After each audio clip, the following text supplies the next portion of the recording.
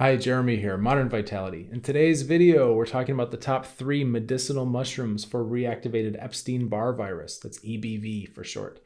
Now, these are the types of conditions where we have a latent pathogen that has taken root in the body. It's hiding, it's dormant, and then it starts to reactivate, flares up, comes out, and then we get all these symptoms. Some of the common ones are fatigue, brain fog, you can get headaches, swollen lymph nodes. There's a ton of stuff, really weird pains, trouble sleeping, anxiety, depression, low libido, digestive issues. The list goes on. So, needless to say, it doesn't feel good. When we start looking at solutions, I'm going to give you a caveat here because I'm about to show some of my favorite medicinal mushrooms, right? But it's like we start looking at solutions and it's very easy to fall into this mental trap of just trying to silver bullet, grab one of these that sounds good, try it, and then just hope for the best.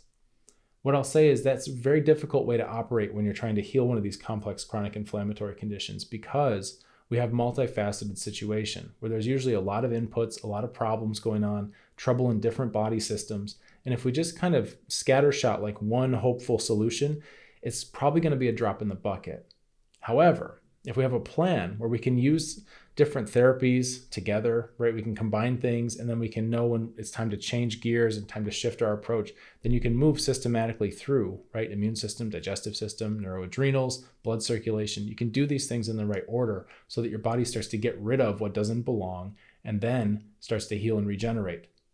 It's very important to have a plan. Otherwise, we're just going to be grabbing for little things. So there's my caveat, okay? So I'm going to show you, I'll share the mushrooms with you, some of my favorite ones, and then afterwards I'll explain more about how to use these things in an organized approach so that you can actually have long-term success. Okay, let's get started.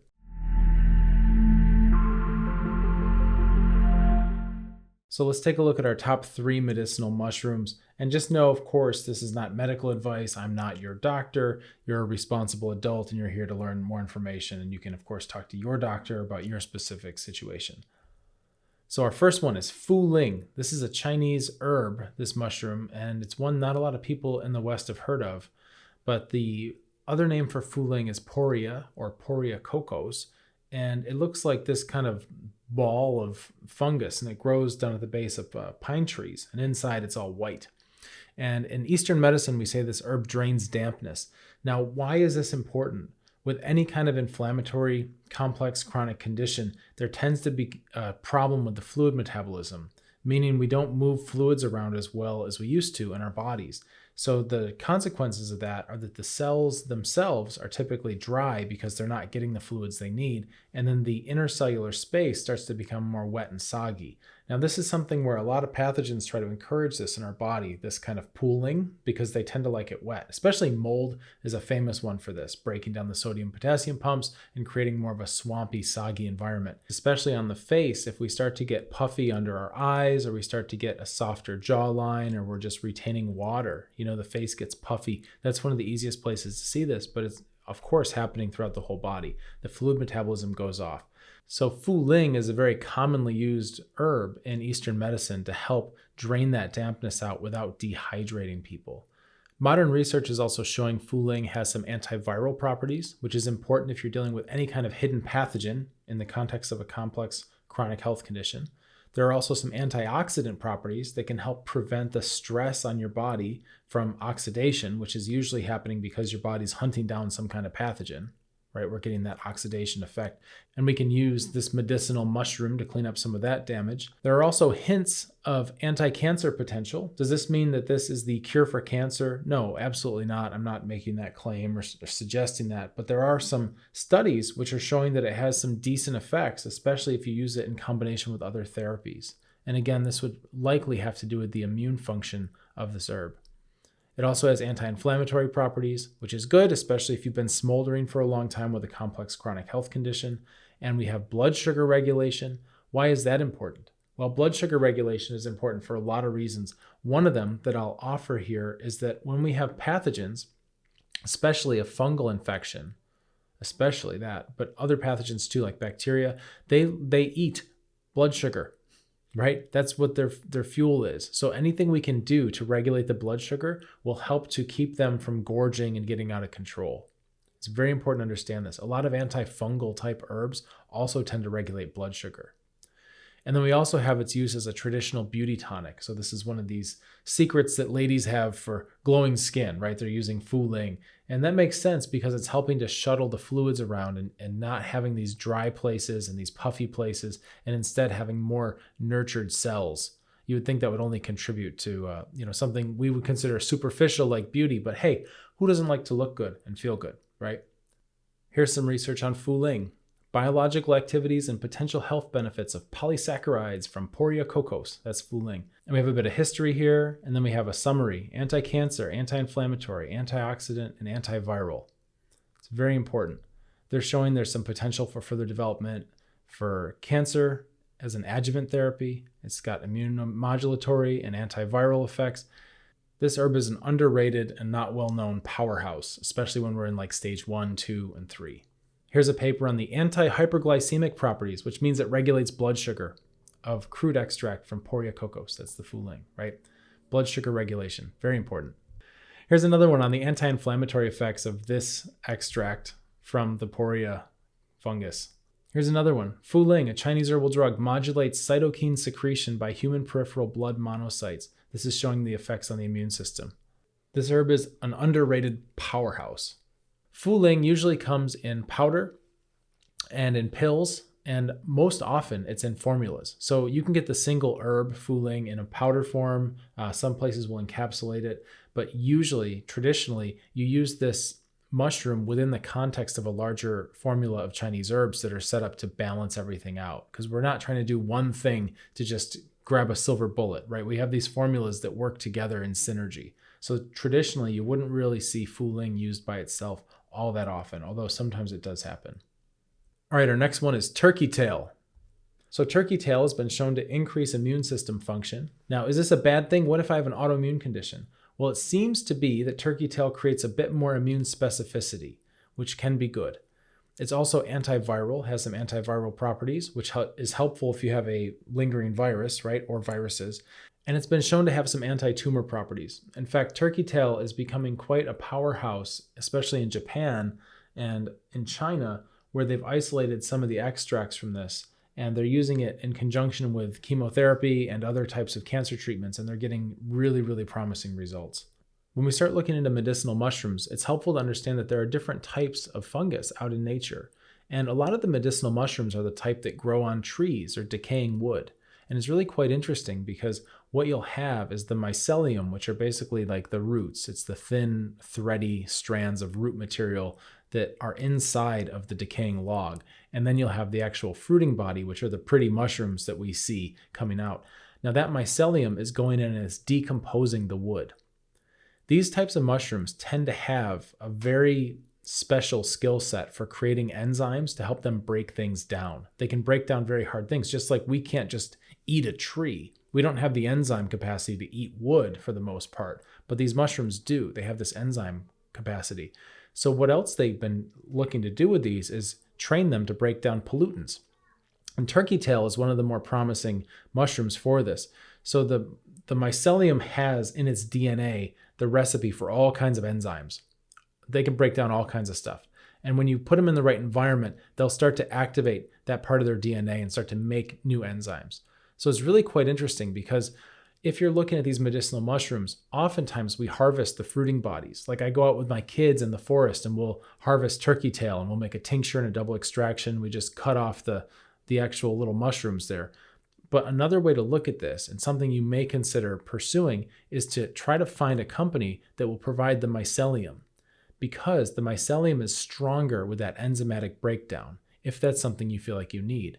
This is where we have more of a capacity to start to break down pollutants that shouldn't be in our system, that shouldn't be in our ecosystem, and shouldn't be in our body system.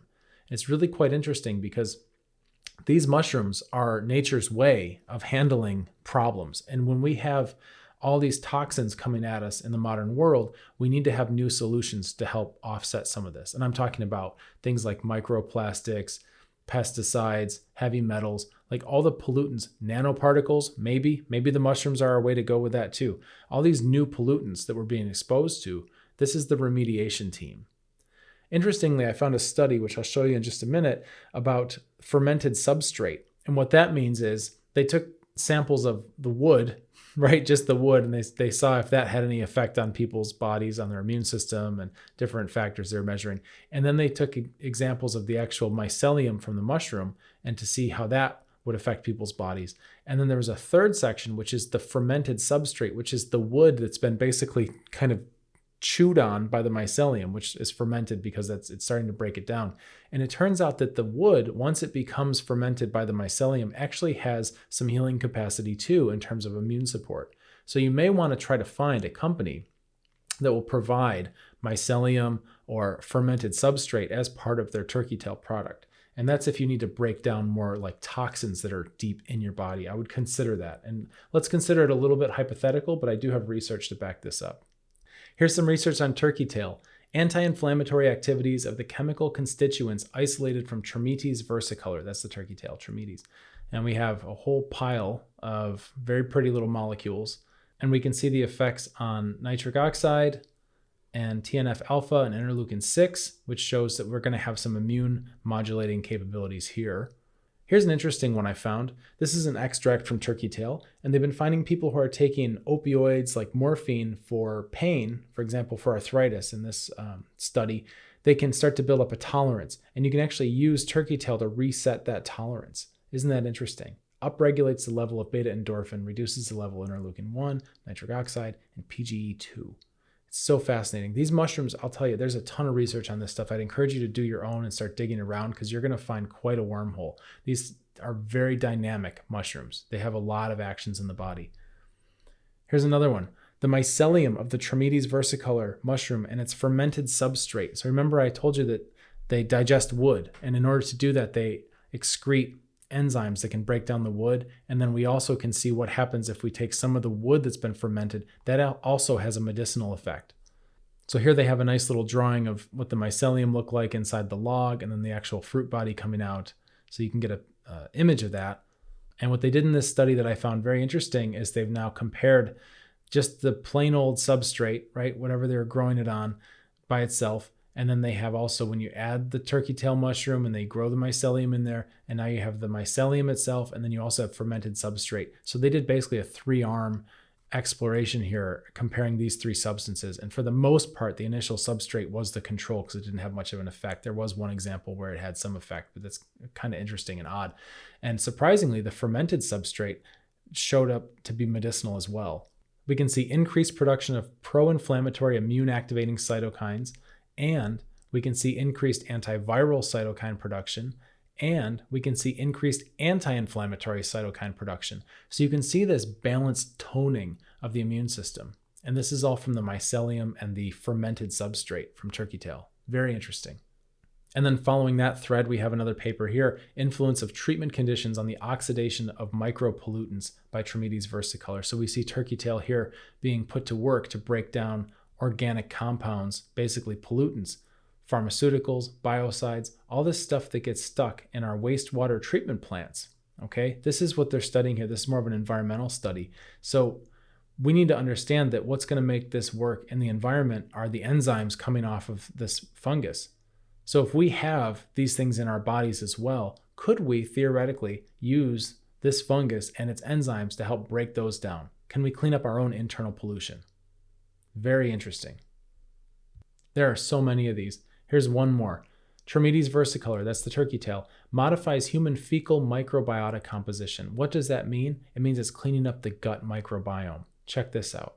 When you take turkey tail mushroom, you are changing your levels of gut bacteria. So we have elevated lactobacillus, right? Elevated bifidobacterium, reduced Clostridium, Staphylococcus, Enterococcus.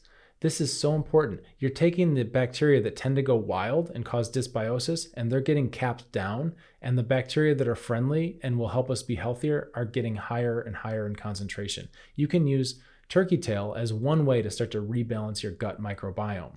Isn't that cool? We're looking at like a stage 2 approach here. Stage 1 for some of the immune function, stage 2 for the rebuilding of the gut. This is a wonderful mushroom. Turkey tail often comes in powders. You can get it powdered, you can take it in capsules, and tinctures are quite common. And with tinctures, it's usually going to be a double extraction. So you don't want to just have a tincture that's just an alcohol extraction of just the mushrooms in alcohol. You want to, if you're going to make it yourself, or if you're going to look at someone who has made it, it should be a double extraction, which means that the mushrooms have soaked in alcohol for a good amount of time, 2 to 6 weeks, something like that. And then the mushrooms have then been taken out and then boiled. And then the liquid from the boiling is mixed with the alcohol extraction. So that way you've got all the alcohol soluble active ingredients and you've got all the water soluble active ingredients mixed together. So you should see a double extraction. Okay, there's my hot tip for turkey tails. Number 3, lion's mane. Lion's mane is not only a beautiful mushroom, but it's also getting quite a lot of publicity right now because it's showing potential with neurogenesis. And this is a big deal. What is neurogenesis? It means nerves regrowing. Okay, this is a huge deal because for the longest time in Western medicine, conventional medicine, we thought once a nerve had damage or died, it was done and gone and you could only decline and degenerate. And since our nerves are so important for all of our functions, losing nerve ability means that your life is going to get severely impaired. Now, why is this important for complex chronic health conditions? Well, as you may know, nerve damage is oftentimes part of the prolonged condition. When we have all this inflammation going on, eventually it gets to the nerves. Or if we have pathogens coming in, eventually they're trying to get to the nerves. So we need to make sure that we protect our nerves because that's the communication. That's the wiring. You've got to think of your body as an integrated whole, and it needs a healthy nervous system so that your brain can communicate to your toes and your heart and your gut and your eyes, your fingertips. Everything has to be connected. And the nerves are the wires that help us do that. So we want to keep our nerves strong. So we have nerve growth factor, we have brain-derived neurotropic factor. Those are the NGF and BDNF. And what we're finding with lion's mane is that it's very active in terms of promoting nerve growth factor, which means your peripheral nerves. So if you got an injury or you had neuropathy, which is very common with complex chronic health conditions, then this would be one possible avenue to help start feeding these nerves so they can start to regrow. And the BDNF, the brain-derived neurotropic factor, is what helps our brain and our central nervous system grow new cells and form new connections. And people are talking a lot about neuroplasticity, which is the ability of the brain to kind of rewire itself and adapt to new environments and learn. And BDNF helps a lot with that. And lion's mane can help promote that. So lion's mane is massive, totally massive. And when we start looking at this, we may think, wow, I should start this right now. Well, maybe. But what I would say is, fit lion's mane into a 4-stage process is probably going to come in around stage 3 or stage 4, where we're already done with stage 1 and stage 2, where we've cleared out a lot of the inflammation and the pathogens. And now here comes lion's mane to help clean up and build the nervous system back. We also see it helping with mood and cognition, which of course, if it makes your brain better and stronger, it's going to give you a better chance of having a good mood and it's going to improve your cognitive abilities. Like your brain will fire better if it's, physically there. We're also seeing some hepatoprotective capabilities of lion's mane, and hepato means liver. So these are liver protective functions, which is good because if we've been dealing with complex chronic health conditions for any period of time, the liver has been taking a beating as it's tried to get all this stuff out of the body that doesn't belong there. So we want to rebuild the liver. And this is one of many tools we can use to do that. Lion's mane keeps going though. It's got antioxidant properties. It's got anti-aging properties, and that's a function of the antioxidant properties. It's also been shown to be quite gastroprotective, meaning the stomach, the intestines. It can help to regenerate some of the lining there and help keep our digestive system safe and strong. So maybe you could use this a bit in stage 2 if you're working on your digestive system, but I would really start to pump it up around stage 3, stage 4 when we're in the rebuild phase. Let's take a look now at some of the research on lion's mane. Look at this. The reported health-promoting properties of the mushroom fruit bodies, mycelia, and bioactive pure compounds include antibiotic, anti-carcinogenic, anti-diabetic, anti-fatigue, anti-hypertensive, anti-hyperlipidemic, that means takes cholesterol down, anti-senescence, that means senescence is when we decline as we age, so it helps us age better without declining, cardioprotective, hepatoprotective, liver protective, right? Nephroprotective, kidney protective, and neuroprotective properties, and improvement of anxiety, cognitive function, and depression. This thing is a powerhouse. Here's another one. Neurotrophic properties of the lion's mane medicinal mushroom. So this is showing some of the factors in terms of nerve growth factor, right? NGF, and how that can help with peripheral nerve regeneration. Here's another one. Here we go. Over the past decade, it has been demonstrated to have various promising bioactivities. We have anti-tumor, immunomodulation, anti-gastric ulcer, neuroprotection, neuroregeneration, antioxidation, hepatoprotection, anti-hyperlipidemia, anti-hyperglycemia, there's blood sugar regulation again, anti-fatigue, anti-aging. Here's a study where they used alcohol to tear up the stomach lining of rats and give them ulcers, and then they used lion's mane mushroom to help regenerate that stomach lining from alcohol damage. Lion's mane can come in tinctures, it can come in powders, and it can come as a culinary. This is the only mushroom on the list that we've done today that really does well when you just saute it in butter and garlic, and it's just delicious. I love cooking lion's mane. You can get grow kits, you can grow your own, and then you can involve your family. Like my kids love harvesting mushrooms, and we cut them up, and it's a really tasty mushroom. It's a lot of times compared to lobster or crab meat. It has that same type of consistency, and you can cook it. I will say, however, that I do think from my own personal experience that you'll get a stronger medicinal effect from an extract that's concentrated, like a tincture or like a powder. And the culinary obviously has some good properties, but if you want to go medicinal, you're going to want to have something that's easy to take. You can take it every day without having to like prepare it and cook it and all that. I think tinctures and powders are going to be the way to go with that. So these mushrooms are phenomenal, especially when used at the right time on a healing process. And what do I mean by right time? Well, the first thing, okay, that we always look at is the immune system. And the reason why is because, well, I'm going to tell you, the body has basically an order that it likes to be interacted with. Nobody's talking about this. It comes from very, very old Eastern medicine. It's not even what I learned in acupuncture school when I graduated back in 2009. They weren't talking about this stuff. However, it's way older than that. It's just, you got to find the lineages and you got to find the people, which I did, who understand this stuff. The body has an order. There are so many therapies that seem like a good idea for your condition. However, if you just throw everything at it, you're doing the shotgun approach. It's a mess. It's not scientific, right? You can't tell what's doing what. You wind up taking a bunch of stuff. It's not an easy process. But the best thing to do is to start organizing all of your strategies and go, okay, this is more of an immune strategy. This is more of a digestive strategy, right? All these over here, these are more for stress relief, neuroadrenal.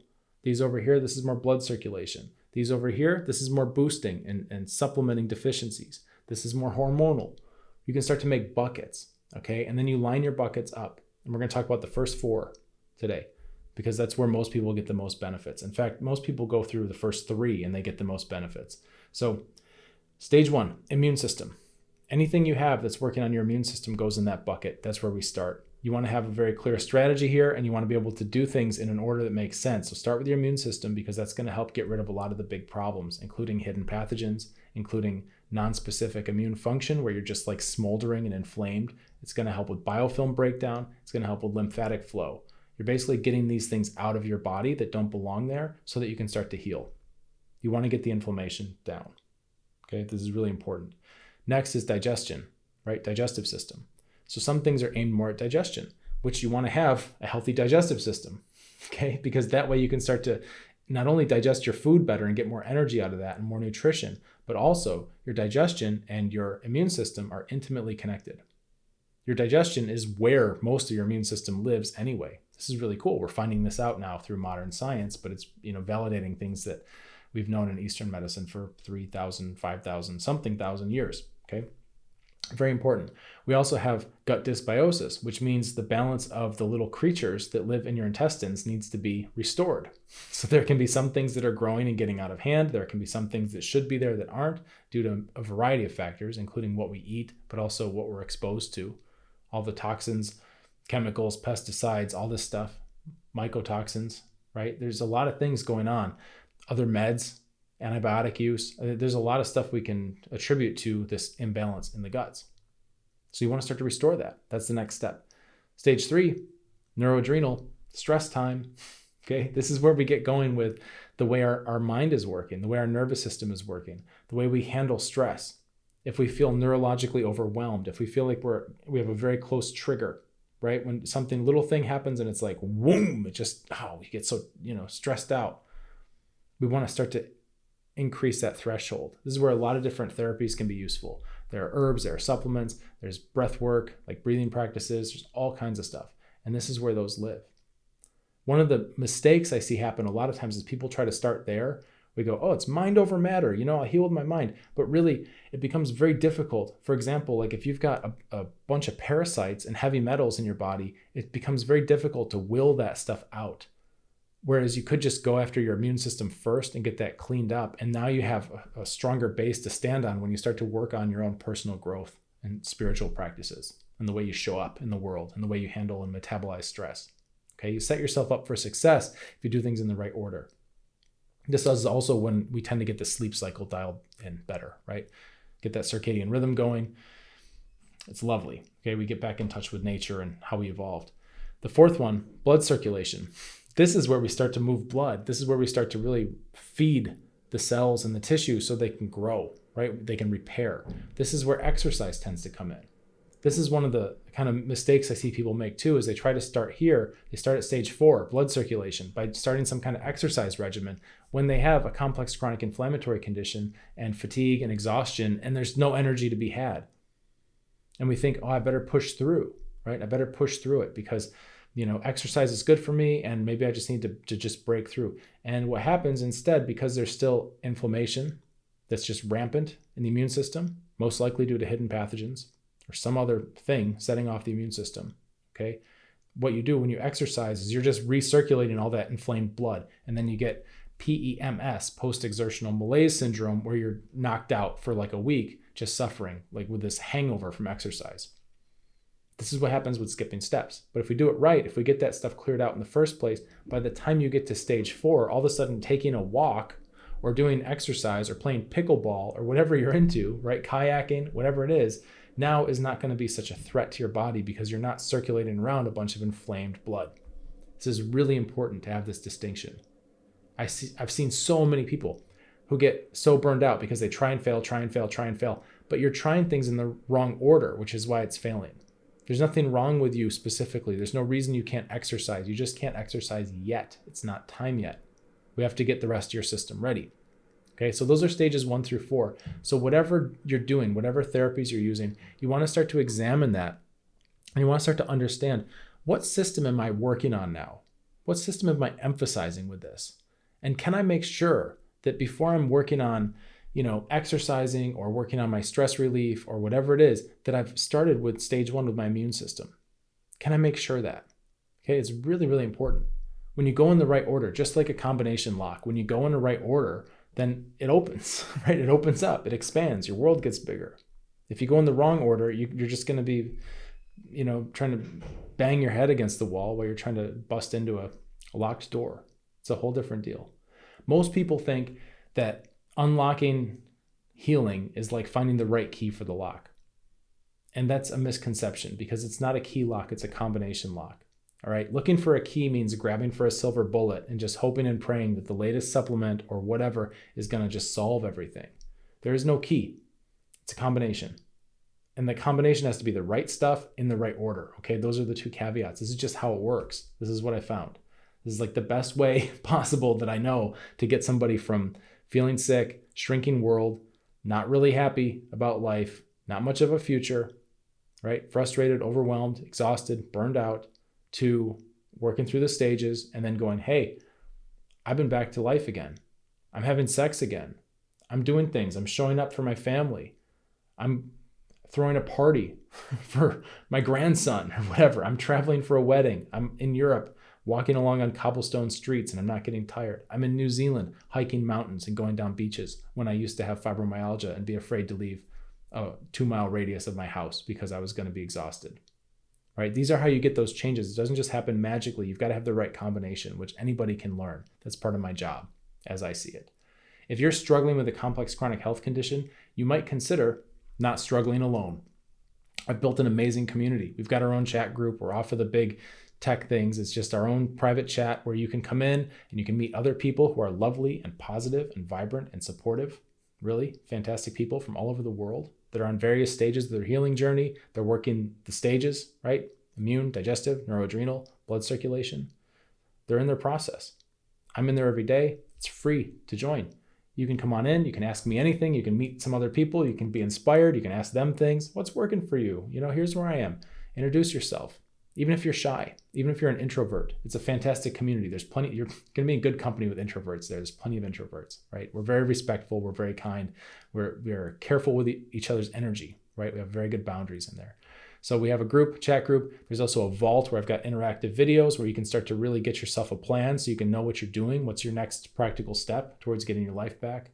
And again, you can ask me anything in there. It's fantastic. That's where I'm answering questions. I'm not in the comments section of YouTube. I'm having deep conversations and actual connection in my own group. So I'd encourage you, right? If you'd like to join that, there's an application. You're a detective, you'll find it. It's near this video somewhere.